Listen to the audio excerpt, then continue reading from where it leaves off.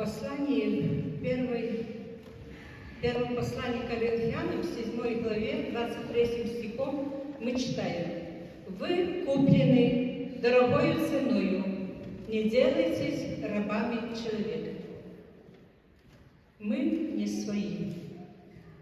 Гудят земных надежд колокола, и плачут души в рукотворном храме, и льется музыка, и рвется ввысь хвала. Но кто же стал между Господом и нами? Кто заградил замерзшие уста и в оправдание нам нашел причины?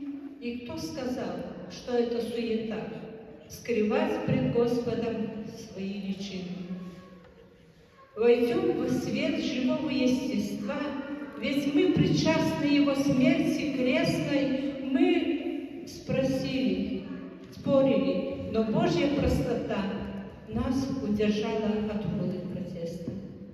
Его слова — чистейшая вода, что омывает разум наш и волю, Его любовь в распятии себя, пролитие за нас и слез, и крови.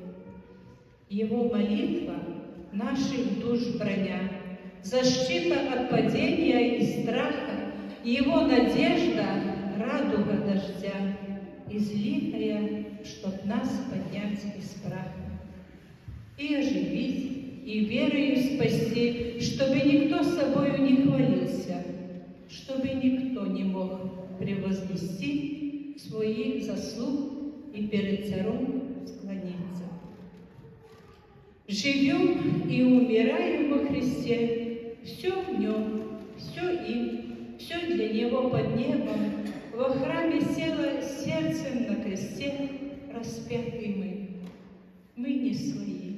Заплачена цена за грех земли, за беззаконие пламя. Разорвана завеса и стена, разрушена между Господом и нами. Освободи замерзшие уста, молитве своей сердце раскрывая, ведь истина открыта и проста, когда пред Богом мы себя смиряем. Аминь.